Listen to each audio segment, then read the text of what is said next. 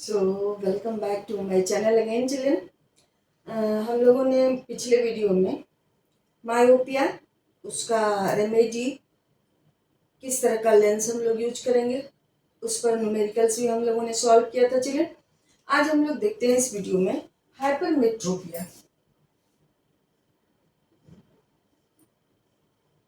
Hypermetropia और किसी book में देखिएगा हाइपरोपिया, और इसको हम लोग कहते हैं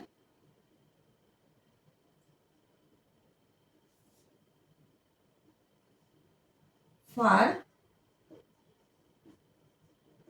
साइटेडनेस। तो अब हम लोग देखते हैं, रिकॉल कर लेते हैं मायोपिया को एक बार बच्चों। तो हमने आपको कहा होगा जरूर, अगर याद हो, कि आप लोगों में से जो भी स्पेक्ट यूज कर रहे होंगे ऑलमोस्ट सबको मायोपिया होगा।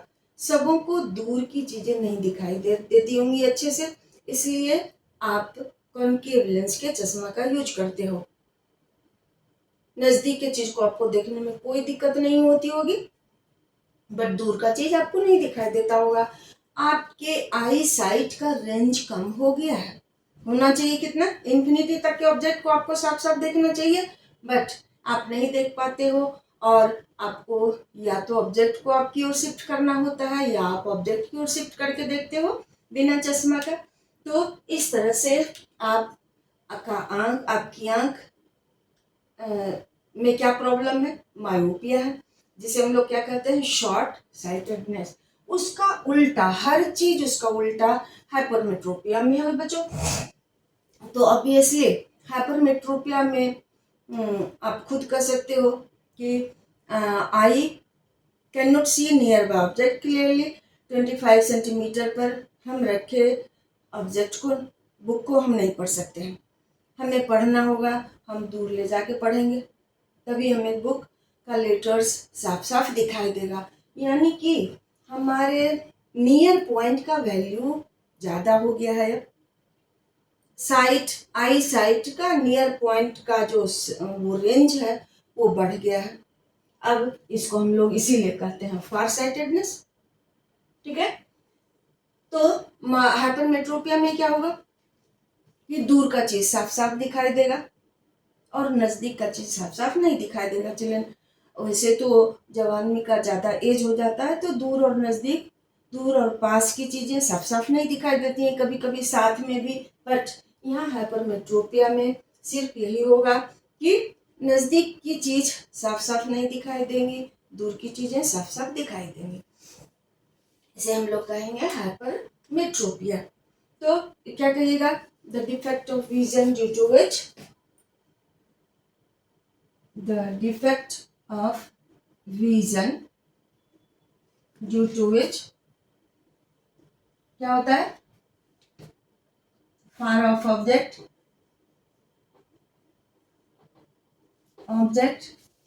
is seen clearly but nearby object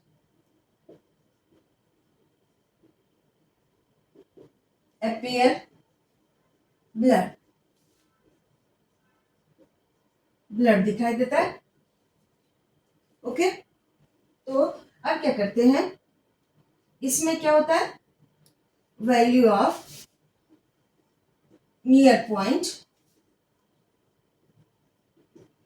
becomes more than 25 centimetre. ठीक है। इसीलिए ऑब्जेक्ट को हम बुक को दूर ले जाके देखते हैं। ये हो गया। अब देखिए, तो पहचान लेंगे हम लोग क्यों हाइपरमेट्रोपिया है या मायोपिया है। अब देखिए इसका कॉज क्या क्या होगा, causes. It is caused when either eye lens either eye lens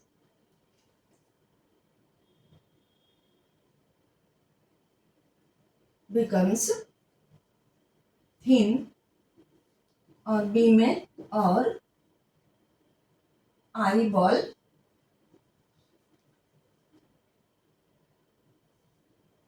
gets shorten. Eyeball या तो छोटा हो जाएगा, चपटा हो गया, या आई लेंस पतला हो जाएगा। आई लेंस पतला होने का मतलब फोकल लेंथ ज़्यादा हो गया, पावर उसका कम हो गया। और अगर आई बॉल छोटा हो जाएगा, चपटा हो जाएगा ऐसे, तो भी उस केस में भी इमेज रेटिना के बाद बनता हुआ अपीयर होगा। तो चिल्ड्रन, इस दोनों ही रीजन के कारण आदमी हम लोग क्या करते हैं, 25 सेंटीमीटर पर रखे हुए ऑब्जेक्ट को साफ साफ नहीं देख पाते हैं। हमको दूर ले जाना पड़ता है, क्योंकि इमेज डिस्टेंस तो फिक्स है। इमेज जब रेटिना पर बनेगा तभी हमें ऑब्जेक्ट साफ साफ दिखाई देगा, तो हम ऑब्जेक्ट डिस्टेंस को ही शिफ्ट कर देते हैं ताकि इमेज रेटिना पर बने। अब देखिए, तो हम लोग डायग्राम ड्रॉ करके देखते हैं।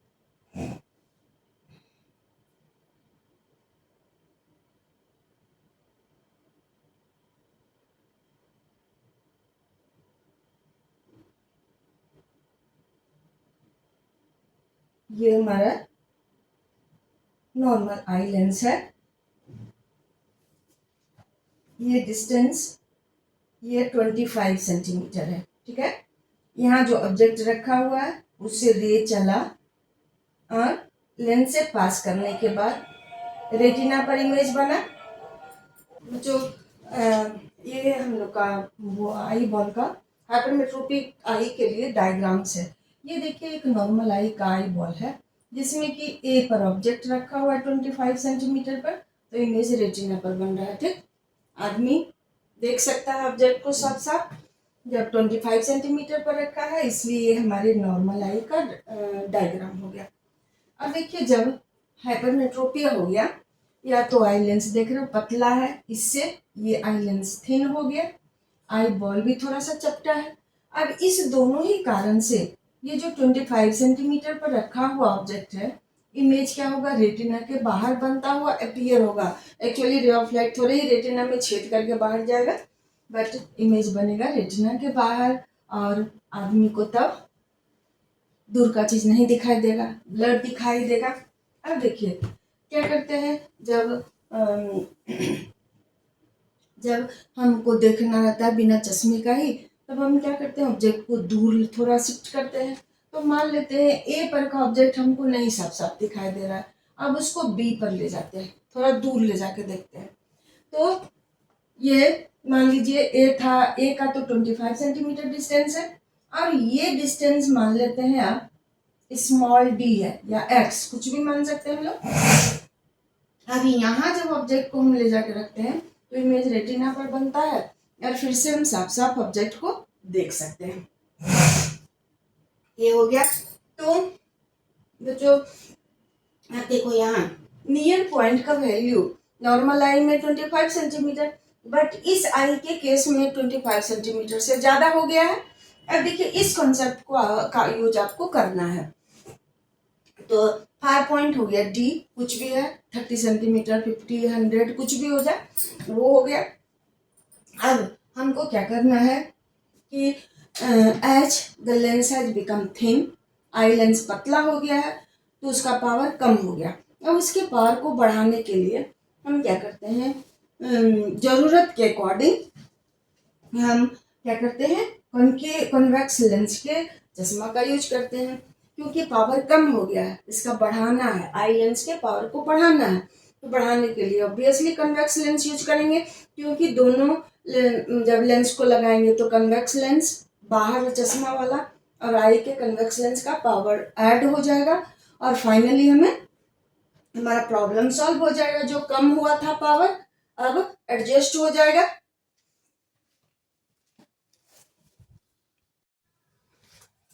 देन चलिए, हमारे आई लेंस का पावर कम हो गया है, उसके पावर को बढ़ाना है ताकि वो इमेज, वो जो कॉम्बिनेशन ऑफ लेंस होगा, आँख का लेंस और चश्मे का लेंस, इस दोनों का पावर मिल के इमेज रेटिना पर बना है। तो हम लोग कन्वेक्स लेंस के चश्मे का यूज करते हैं, अप्रोप्रिएट फोकल लेंथ वाला। तो इस तरह से अब देखिए यहाँ एक समझने वाली बात क्या है कि उस थर्ड डायग्राम में हम लोग क्या देख रहे हैं कि नियर पॉइंट का वैल्यू 25 सेंटीमीटर से ज़्यादा हो गया है। अब जब आप इस लेंस को यूज कीजिएगा चश्मे में, कन्वेक्स लेंस को, तो ये लेंस क्या करता है कि ये जो 25 सेंटीमीटर पर रखा हुआ ऑब्जेक्ट है उसका इमेज बना देगा हाइपरमेट्रोपिक आई के नियर पॉइंट पर। वो जो डी हम लोग माने हैं, बी जो पॉइंट है आई से, ये जो बी, ए तो 25 सेंटीमीटर है, इस डिस्टेंस को हम लोग डी माने हैं, स्मॉल डी। तो ये जो कन्वेक्स लेंस है इस ऑब्जेक्ट का इमेज ये हाइपरमेट्रोपिक आई के नियर पॉइंट पर बनाएगा। जैसे चिल्ड्रन समझने की कोशिश कीजिए कि हम यहाँ 50 सेंटीमीटर तक के ही ऑब्जेक्ट को देख सकते हैं साफ साफ। तो मेरे आई का नियर पॉइंट क्या हो गया 50 सेंटीमीटर। अब हम जब लेंस लगाएंगे चश्मा में तो वो लेंस 25 सेंटीमीटर पर रखे ऑब्जेक्ट का इमेज 50 सेंटीमीटर पर बनाएगा और उस इमेज को हमारा आई देखता है। तो ये हमारा हो गया डिस्टेंस 25 सेंटीमीटर और ये डिस्टेंस हमने माना है डी। तो अब निकाल लीजिए पावर ऑफ लेंस। निकालने के लिए हम लोग क्या करते हैं, पहले 1/v, भी कितना हो गया -d, या 1/f करते हैं पहले। 1/f is equal to 1/v, 1/-d minus 1/u minus 1/-25 centimetre. Children actually